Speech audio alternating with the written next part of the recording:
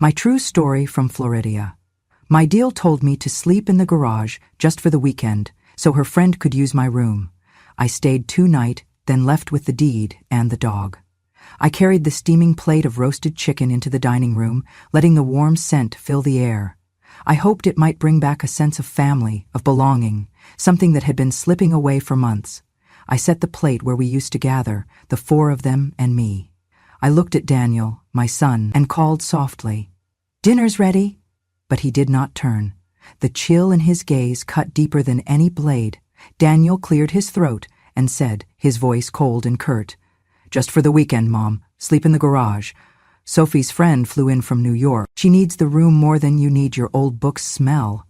His words sank into me like stones. Before I could swallow the hurt, Sophie piped in with that thin, mocking tone I'd grown to dislike. "Honestly, if you weren't the grandmother of our kids, you'd be living under a bridge already." She glanced at me as though I were suddenly invisible, and I felt my knees wobble slightly. I swallowed hard and stood my ground. Sophie's friend could stay with Sophie in her room or at a nearby hotel. This used to be my room. Why do I have to move? I spoke clearly, though my voice trembled. Sophie laughed, an empty, echoing hiss, her eyes narrowing. "Lol, Mom. Expecting a 70-year-old to give up her room? You are delusional. A crusty old golden retriever lover like you can camp out in the doghouse for all I care." She was talking about me, but the cruel stab included Max, my gentle golden retriever, who had been my faithful companion since my husband died. Blood rushed to my face. I took a step forward, but Sophie's next move startled the room. She raised her hand, poised to slap me. Max sprang toward her, growling low and fierce. His huge frame filled the doorway, first standing on end. Sophie snapped her fingers at him, then kicked him without real force, sending him sprawling backward. Max whimpered and hid behind my legs. I dropped to my knees and held him, tears burning behind my eyes. Sophie stood over us, arms folded. "If you don't retreat to the garage, both of you can sleep in the doghouse," she said, voice icy. She turned back to the table. "He's just like you, ungrateful. You love him, you care for him, and he still bites the hand that feeds him." My heart raced, tears fell. Daniel shifted in his chair, watching me without blinking. I searched his face, hoping for some sign of compassion, but I found none. Instead, he spoke softly. Whether to calm me or justify them, I do not know. "Doghouse or garage, Mom, this is our house now. You are not what you think you are." I rested my forehead against Max's neck, breathing in his familiar shampoo scent. He licked my cheek. I closed my eyes and felt the tears escape. Daniel and Sophie returned to their meal as if nothing had happened. I gathered the plate I had set down and carried it back to the kitchen in a daze. Later, the garage door closed behind me with a mechanical clatter that felt final. The darkness, thick with dust and old boxes, enveloped me like a shroud. I set Max down by a folding chair, where I gently smoothed my scarf across the seat. He circled once, then lay down, his big head resting on my shoes. Even through decades of age, he looked up at me with trusting golden eyes. I sank into the chair and wrapped my arms around him. The garage reeked of gasoline and brittle plastic, and the metal walls echoed with every distant engine passing on the street. It was the coldest I had felt in years, but the weight I felt inside was colder still. I closed my eyes and remembered the good years. My husband, Bill, and I building this house ourselves in our 60s. Me with the paintbrush, him with the hammer. I remembered lazy Sunday mornings, orange pancakes on the porch, Max bounding through the grass. I remembered whispering words of love and safety to my children as they grew up to reach for their dreams. One evening, after a family barbecue, I caught Bill's eye. He squeezed my hand and said quietly, "If they ever betray you, remember who you are. Never let anyone take your power away." I had carried that blessing with me, until now, when betrayal felt like betrayal by blood. Max trembled again. I felt his body quake and wrapped the scarf tighter around us both. I whispered to him, "They can take my bedroom, but not us. We belong together." It was early morning when my eyes slid open again, the garage dim and still. Max lay curled at my feet, his breathing slow and steady. I stood and brushed off my shawl. I touched the boxes around us, the holiday decorations, old photo albums, and last year's tax returns. This was once my space, too. Max stirred and looked up with that calm look that told me he was still with me, still loyal. I walked toward the small window by the garage door. Pale sunlight crept through the dust, illuminating a single beam that caught Max's golden coat. I sighed and looked down at him. In that beam, I saw more than a dog. I saw resilience. I saw faith. I saw home. I knelt and placed my hand on his head. I promised him and myself that I would do something tomorrow. I would find out what happened to Bill's trust and what their real plan was. I would fight back, not with anger or noise, but with steady determination.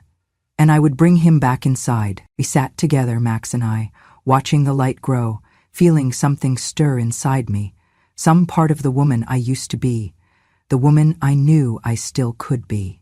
The night was cold and unyielding, but dawn was coming, and so would I. The second night in the garage was colder than the first.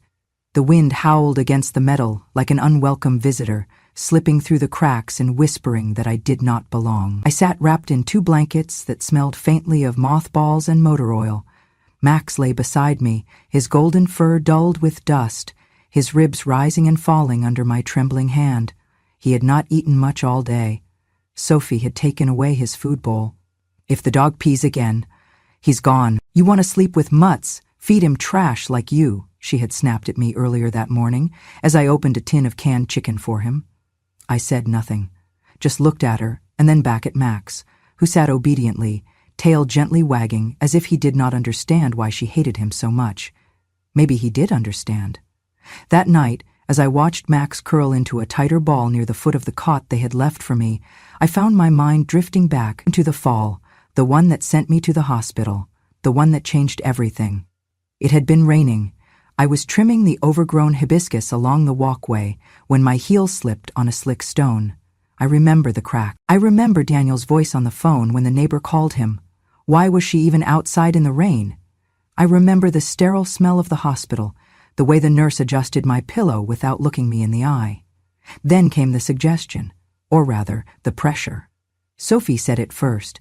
She needs round-the-clock care. The rehab center has better equipment than we can provide at home. Daniel nodded. I did not fight. Not at first. The guilt of being a burden buried me. The nursing home was beige and sterile, the kind where birthdays are celebrated with half a cupcake and a laminated card. I stayed for 3 months.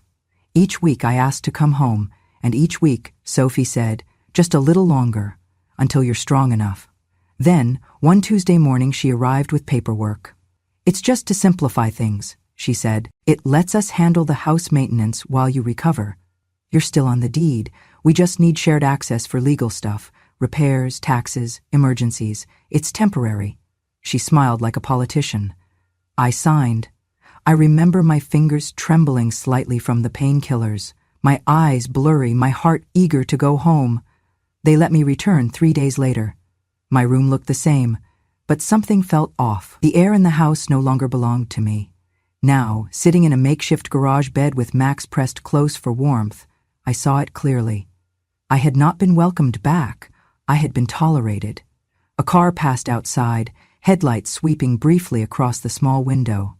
I watched the beams fade, leaving shadows that felt thicker than before. My breath puffed in small clouds. The garage heater Sophie promised had never been plugged in. Max whimpered. I stroked his ear. It's okay, I whispered. We're okay. But I was not sure we were. I reached for the spiral-bound notebook I kept in my coat pocket. It was the last remnant of my old teaching days. I used to write lesson plans in it. Now it held lists, memories, warnings, bits of grief too bitter to say aloud. Tonight I wrote, if I am already the thorn, I will make sure someone bleeds before they rip me from the stem. I put the pen down and stared at the words until the ink blurred. Then I remembered something else, something older than this pain. My husband Bill, standing with his back to the ocean, salt in his hair and his hand squeezing mine. We had taken Max for a walk down Clearwater Beach. The dog had been just a pup, clumsy and eager. He had chased a crab and yelped when it pinched his nose. Bill laughed until his stomach hurt. That evening, under the orange-pink sky, Bill leaned close and said, You are stronger than they think. You always have been. But don't forget, if they ever make you feel small, you rise taller. Do not beg to belong in your own house. I had forgotten, but tonight I remembered. I looked around the garage. Boxes piled high, paint cans, holiday lights, forgotten things, like me, and yet not discarded. I turned to Max. He had fallen asleep, his head heavy on my feet, his paws twitching in dream. I felt a rush of warmth, not from the blankets, not from the air, but from within. "We won't stay here," I told him. "Not forever." His ear flicked as if in agreement. Outside, the wind wailed again, but I no longer shivered. Not as much. Something was changing, and I was starting to feel it. It was on the third night, after the last cough of the wind had died and the garage lay still, that I found myself unable to sleep. The cold had crept deeper into my bones than usual, and Max, though curled tightly against me, could not keep me warm. I lay there staring at the garage ceiling, its wooden beams sagging like my confidence. Somewhere between exhaustion and anger, I knew I needed to move, not from the cold, but from the lie I had been living in. I got up slowly, careful not to wake Max, though his eyes fluttered open as I pulled on my coat. "Just a moment," I whispered. "I need to check something." Inside the house, the hallway lights had been left on. The soft hum of the dishwasher was the only sound. I tiptoed past the kitchen and into the back storage closet near the laundry room. Years ago, I had hidden a few things there. Documents, photo albums, keepsakes that Bill and I had promised we would never throw out. Things that had meaning, tucked away behind a box of old winter coats no one had touched since we stopped going up north for Christmas. There, behind a faded green duffel bag, was the lockbox, the same one Bill had kept in his study. I opened it with the key I always wore on a chain around my neck.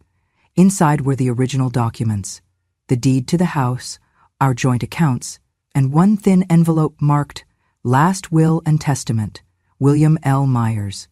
I sat down on the floor right there. My hands shook as I opened it, not from cold this time, but anticipation. I read every line, every clause. The house was to remain in my name until my death. Afterward, it would go to Daniel, but only if I chose not to remarry or legally transfer ownership beforehand. Bill had made that clear. For her lifetime use. Uncontested, the will stated. The pages were notarized, signed with witnesses, legitimate. But the version I had signed at the nursing home, the one Sophie had slid across the vinyl table while smiling like a realtor at a foreclosure auction, that was different. I remembered it clearly. No notary, no witness but her. The language had been vague, supposedly temporary. I pulled that copy from my coat pocket where I had folded it the night before. Comparing the two side by side under the dim closet light, my breath caught. The dates didn't align. Their version referenced rights Bill never granted. It implied a living trust that had never existed. They had faked it. Not well, but just enough to fool someone tired, someone sick, someone desperate to come home. I reached for my phone and snapped photos of every page, Bill's will, the deed, the signatures. My hand steadied with each click. I knew what I was seeing, and now I had proof. As I tucked the originals back into the lockbox, I felt a gentle nudge at my knee. Max had found me. I looked down to see his nose pressed against my leg, his eyes soft, questioning. "You followed me, huh?" I said, quietly. He sat down beside me, tail thumping once against the wall, as if to say, "I am here. I believe you." I slipped the photographed copies into my coat pocket and relocked the box. I would not leave the originals behind, but I needed a plan, one that did not make me look like a bitter old woman, but rather a mother who had been quietly betrayed. Back in the garage, I pulled out my notebook and wrote, "They do not want me to fight. They want me to disappear. But if I am going to vanish, it will be on my terms, with the truth written in ink, not in forgery." Max settled beside me again, this time resting his head in my lap. I placed the folded documents into the lining of my coat, then reached over to pull an old flannel blanket tighter around us both. Out in the world, they still believed I was broken, a burden, an inconvenience. But in that moment, with proof warming against my chest and a loyal golden retriever sleeping soundly beside me, I felt something else entirely. I felt ready. Gabe answered on the second ring. "Mrs. Myers?" His voice was careful, respectful, like the boy I remembered from the front row of my English class 2 decades ago. "It has been a long time," Yes, I said softly, but I remembered you once told me, if you ever need help again, real help, call me. I paused. I need help. Gabe had gone to law school, graduated top of his class, and specialized in elder protection. I had seen his name in the paper once, defending an elderly man whose family had tried to declare him incompetent to seize his assets. Gabe won, with grace, with fire. Within 2 hours he was at my house. I let him in through the side gate, Mac wagging his tail cautiously. We sat in the garage. It was the only place they would not dare interrupt. I have the original documents, I said, placing the photos and copies of Bill's will on the folding table between us. And this. I handed him the unsigned transfer Sophie had me ink at the nursing home. This is what they used to file a fake deed. Gabe looked over every line in silence, his brow furrowed. This isn't just fraudulent, it's criminal. No witness, no notary. They used your temporary incapacity after your fall to pressure you into signing something invalid. I nodded. They assumed I would not know better. You do, he said. And now, so will the state. By the next morning, Gabe had filed a formal notice of fraudulent conveyance with the property registrar. He submitted copies of the original will and requested an injunction to block further transactions on the house. He also prepared a trust in my name, one that gave me sole control and designated a non-profit animal rescue as successor beneficiary. I want to donate the house to them, I said, signing the final page of the trust. Eventually, but first, I want to reclaim it. You are within your rights, Gabe assured me, and within your power. That evening, just before sunset, I received an email from Gabe titled, Confirmed, Unlawful Conveyance. I opened it with trembling hands. Attached was a scanned letter, on official letterhead from the county property office, marked with a bright red seal and the words, Inventory Transformation, Notarization Absent. The letter confirmed what we already knew. The deed Sophie submitted was legally void. I printed it, ran my fingers across the red stamp, and felt the validation ripple through me, not just legal, but moral. They had tricked me, but the law now stood beside me, quiet, unshakable. When I stepped out of the garage that afternoon, something had changed. My back felt straighter, my voice didn't shake when I asked Daniel and Sophie to pick the kids up from school. I needed the house to myself, I said. They blinked, but did not question. I went into my room, and for the first time in months, I packed my belongings, not with sorrow, but with purpose. Clothes, journals, photographs, a small teapot Bill had given me on our 20th anniversary. I packed Max's things too, his leash, his bowls, the tattered old duck toy he still carried from room to room like it meant something, and then I placed a letter on my pillow. It read, To Daniel and Sophie, I leave this house, temporarily, but I reclaim its soul. You took the warmth of this home and froze it with greed. I will not argue, I will not scream, I simply take back what was always mine. The law agrees, the documents prove it. This house was built by love. You tried to hollow it with entitlement. You failed. Max and I are going where love still has roots. I am not exiled, I am released. Garage was exile.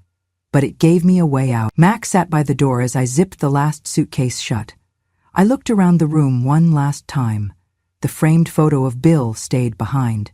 Not out of sentiment, but because I wanted them to see the man who once built a life here, and to remember what they had turned it into. I left through the back gate, just as Gabe's car pulled up the driveway.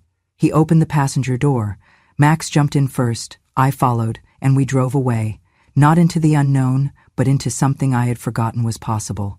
Freedom. It was a Thursday morning, unusually bright for February. I had just finished steeping a pot of green tea, when I heard the shouting from the front porch. Civil investigators are at the gate. Sophie's voice shrieked through the hallway like a wounded bird. They're asking for you, Mom. They have paperwork, bad paperwork. I did not rush. I placed 2 porcelain cups on a tray, poured the tea slowly, and carried it to the table where Max was already sitting, alert, tail thumping against the floor. He sensed something was happening. This time, it was not fear. It was justice. Daniel barreled into the kitchen. Mom, he said, voice cracking. They're here about the deed, the old one. They said there's a dispute, some complaint filed about fraudulent transfer. I looked at him over the rim of my cup. Yes, I said calmly. That complaint was from me. His eyes widened. You? What the hell, Mom? We were going to handle all this. You said— I said nothing, I cut in. You assumed I would stay silent. Outside, a knock at the door. Not pounding, measured, official. Sophie's face had turned white. She gripped the back of her chair like it was the only thing holding her upright. You can't let them do this, she hissed. We're family. You can't just throw us under the bus. I stood, still holding my tea. When I asked for a blanket in the garage, I said softly, what did you see me as? When Max shivered beside me and you laughed from your warm bed, what was I worth to you then? Sophie opened her mouth, but no sound came out. Her hand twitched, almost reaching for mine, but I stepped back. The front door opened. 2 uniformed officials entered with badges and clipboards. One of them addressed me directly. Mrs. Myers, we're here to follow up on your report regarding unlawful property transfer and elder coercion. We'd like to verify your documents and take a brief statement. I nodded. I have everything ready. Come in. Daniel looked like he might faint. Sophie stumbled to the couch. She's confused, she tried. She's old. Maybe she misunderstood. The younger officer turned toward her. Ma'am, we'll take statements separately, but we've already reviewed the will. The forensic handwriting analysis flagged the previous signature as likely forged. Daniel whispered, We're screwed. I turned back to the hallway where Max sat, ears perked, watching like he knew the story was reaching its turn. I walked over, knelt beside him, and rubbed behind his ears. You were the first one who stood up for me, I murmured. He licked my hand. That afternoon, the civil investigation launched in full. Papers were collected, testimony recorded. Sophie wept, cursed me under her breath, then wept again. Daniel tried to negotiate, tried to blame everything on her. I watched it all unfold without speaking. Like a teacher watching a class full of cheats, finally caught by the principal. By evening, the officers left with files in tow. Nothing was arrested yet, but the wheels were turning. The house was legally frozen. My trust stood. My complaint had weight. Daniel approached me as the sun began to set. Mom, he said quietly, can we talk? You had your chance to talk, I replied. That night you sent me to sleep in the garage, you talked plenty. He tried to smile. We didn't mean it to go this far. I nodded. That's always the way it goes. Until someone draws a line. Max barked once, sharp and strong, then laid his head on my feet. I looked down at him, then up at Daniel. For years, I said, I let you redraw the lines around my worth. You made me smaller, quieter, more convenient. But today I stepped outside those lines, and I am not going back. The investigator's visit marked a silent turning point. The chaos that once filled the house seemed to retreat into corners. Sophie stopped slamming cabinet doors. Daniel stopped pretending to smile. But their silence did not come from guilt. It came from calculation. 2 days later, I made my decision. I contacted Second Leash Sanctuary, the dog rescue center where I had once volunteered with Robert before his stroke. They remembered me. They remembered Max, too. He was the pup we almost adopted from them years ago. They were expanding, looking for a new property to turn into a training and recovery facility. I offered them mine. The executive director, a woman named Charlene, nearly dropped the phone. Mrs. Myers, you're donating your home? Are you sure? Yes, I said, I'm sure. But it's not a donation, it's a statement. By Friday, the trust papers had been amended, ownership transferred. I retained residence, only for 2 more weeks, enough time to pack my belongings and transition Max. When I informed Daniel and Sophie, they were seated at the kitchen island. They had just returned from a desperate visit to their bank. The house is being transferred, I said plainly. It'll belong to a non-profit starting next month. Sophie blinked. You're selling it? No. Donating to a rescue for dogs who've been abandoned, abused, or left to die.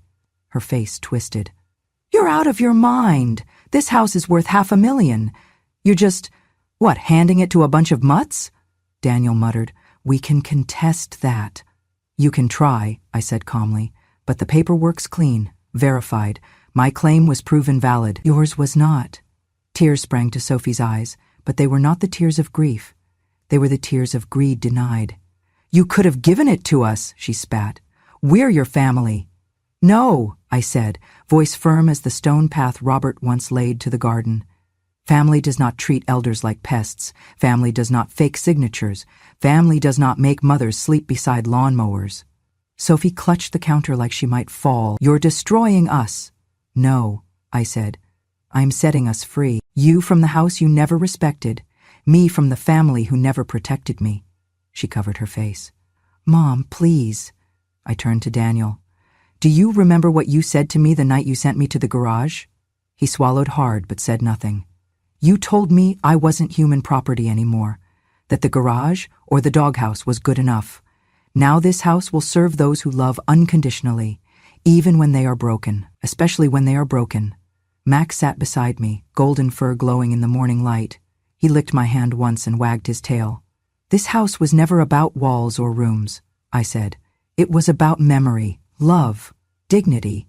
You hollowed it out, so now I'm rebuilding its meaning without you. I walked upstairs, packed only what I needed. The rest, furniture, appliances, even the piano, would stay. Charlene's team would convert the living room into a therapy space for veterans with PTSD. The backyard would become a dog run. My bedroom would be a quiet room for new rescues, scared and shaking.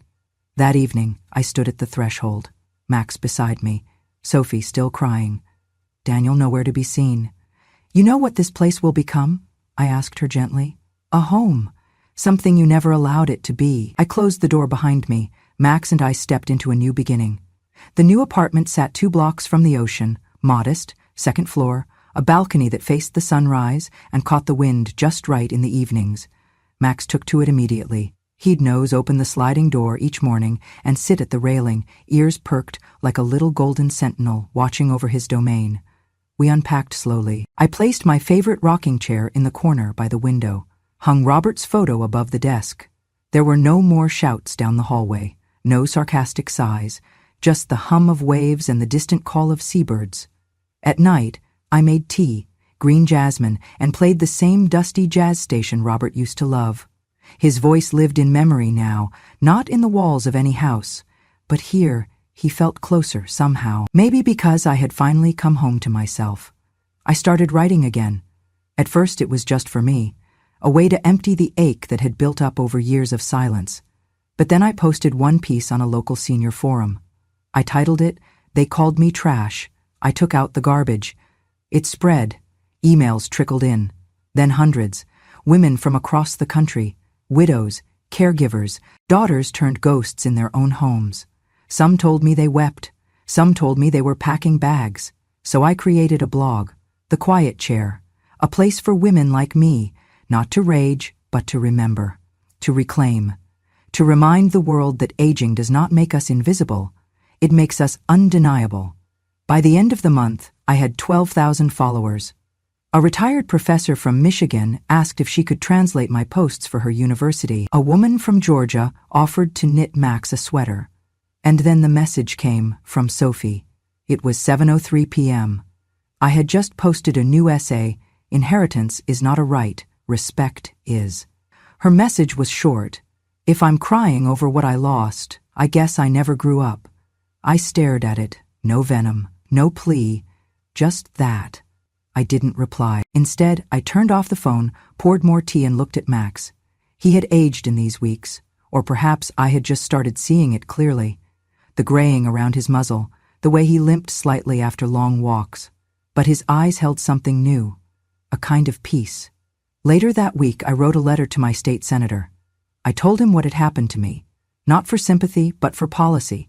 There are no laws protecting elderly homeowners from coercion, no penalty when family tricks you into signing away what you built. There should be. I signed it. Mrs. Evelyn Myers, former teacher, widow, trash, turned witness. A few days later, his office called. They wanted to meet, so I dressed in my Sunday best, not to impress, but to remind them who they were speaking to, a woman who had survived the slow erasure of her life by those who once cried in her arms, a woman who had crawled out of the garage with her dignity intact and her dog by her side. They listened. Change was slow, but the door had opened, and for the first time in years, I felt useful, not in the way I had been used, but in the way Robert used to smile when I explained a tough poem to my students, like I mattered. This life, small, quiet, sunlit, it was enough. Max curled at my feet each night as I typed, and in the stillness I knew I had not lost a home. I had found one. The grand opening took place on a sunny Saturday morning under a canopy of bright white tents and blue sky. The new sanctuary bore no corporate name, no donor plaques or brass statues, just a hand-painted sign at the front gate. Max's house, a haven for the forgotten people came, dozens, then hundreds. Retirees, local reporters, children who knelt to pet the dogs, unaware of the stories behind every leash. And Max, he trotted beside me in his new blue vest, tail wagging, golden fur gleaming like a sunrise in motion. Gabe stood to the side, holding a thick folder. He smiled when he caught my eye. He had worked tirelessly with me these past weeks, not just as a lawyer, but as someone who remembered me as Mrs. Myers, the best teacher in 9th grade. Now he stood beside me not as a student, but as a fellow builder of something lasting. I stepped up to the small stage, the crowd falling into a hush. Max sat at my feet. I used to sleep in a garage, I began, voice steady. It was cold, damp. It smelled of oil and regret, and yet, in that place, I found something no one expected me to find. A way out. I paused. The wind fluttered the edge of my skirt. They told me I was too old, too soft, too quiet. But I was not born to be stepped over. I was born to stand up. Applause erupted, hesitant at first, then thunderous. Gabe took the mic next. He held up a piece of paper, one of my blog entries, printed neatly on white cardstock. He read, "Even trash has value in the right hands. But rot lives in those who forget who gave them life." Gasps echoed. A few nodded. Some wept. And then I saw them. At the edge of the crowd, Daniel and Sophie. Sophie wore sunglasses. Daniel had trimmed his beard, dressed in the shirt I once bought him for his job interview. They looked out of place, fragile. For a moment, I thought they might turn and leave, but instead, they stepped forward, and in front of everyone, they bowed their heads. "I'm sorry, Mom," Daniel said. His voice broke. "We were wrong. I did not cry. I did not reach out. I simply smiled. I forgave you," I said softly, "but you lost me." The silence that followed was heavier than any applause. They left shortly after, quietly, and somehow that was enough. The days that followed were a whirlwind. The Tampa Bay Times ran a front-page feature, "From Garage to Glory, Florida Grandma Turns Pain into Purpose." My blog subscribers tripled. A national network offered to option my story for a documentary. The letters came in droves, some from elderly women, some from lawmakers, and a few from children, thanking me for saving the dogs their families adopted. And everywhere I went, people stopped to say, "You made us believe it's never too late. I wish my grandmother had your fire. You remind me to stand taller." But I did not do it to be remembered. I did it so no one else would be forgotten. That night, Max and I sat on the porch of the center, watching the sunset dip behind the tree. He rested his head on my lap, tired but content. I sipped chamomile tea and watched the stars blink to life. For years, I had tried to be small, to be useful, to be quiet. Now, I was simply me, a woman, a survivor, a mother who knew her worth, a widow who still loved, and above all, a witness who refused to disappear. Max stirred. "You know," I whispered. "They called it exile, but it was a beginning." He licked my hand in agreement, and somewhere deep in the Florida breeze, I swore I heard Robert laugh. "Thank you for sitting with me through this. I know it was not an easy story to hear. It was not an easy story to live, but it was mine, and that's why I told it, so that no woman like me ever thinks she has to keep quiet about what's done to her in the shadows of a house she built. You see, they told me it was just for the weekend, that I'd only have to give up my room, a room I paid for, I cleaned, I cherished, so that someone younger, trendier, and more important could have it. They told me the garage was temporary. They said it like they were doing me a favor, like I should be grateful to sleep beside a lawnmower and a plastic tub of Christmas lights. And when I hesitated, when I asked for the smallest ounce of dignity, they laughed. They mocked. They kicked the only creature in that house who still loved me unconditionally, my dog, Max, a golden retriever with more heart than any human in that kitchen that night. But here's what they didn't know. You can't corner a woman who's already buried her husband, raised children through recession and loss, and learned to smile even when the world forgot her name.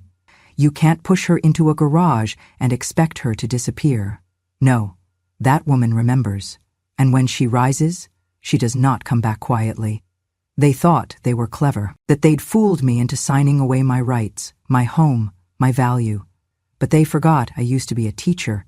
I know how to read fine print, I know what forged ink smells like, and I know how to call the right people at the right time when no one's looking. And when I left, 2 nights later, I did not slam the door. I closed it like a chapter.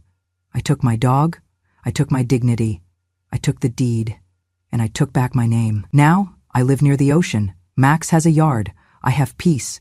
And together, we've turned that pain into purpose. You see, the house I left behind? It's no longer theirs. It's no longer mine either. It now belongs to a shelter for abandoned dogs, souls like Max who've been kicked, ignored, and discarded like trash. But trash can be recycled. Trash has value. And I am no one's garbage. If this story meant something to you, if it reminded you of your mother, your neighbor, or even yourself, then I ask just one thing. Do not let it fade. Subscribe to this channel, Grandma True Stories. Share this story with someone who needs to hear it, a friend, a daughter, a woman sitting silently at her kitchen table, wondering if anyone still sees her. Because we are here. We are still here. And let me tell you something they never put in greeting cards. A grandmother's silence is not weakness. It is history, waiting for the right moment to speak. And when she does not raise her voice. She raises the roof. Until next time, remember this. Wisdom does not shout, it remembers. Revenge has no expiration date. And when a grandmother speaks, the world finally listens. Click subscribe and come sit with me again. I have more stories to tell.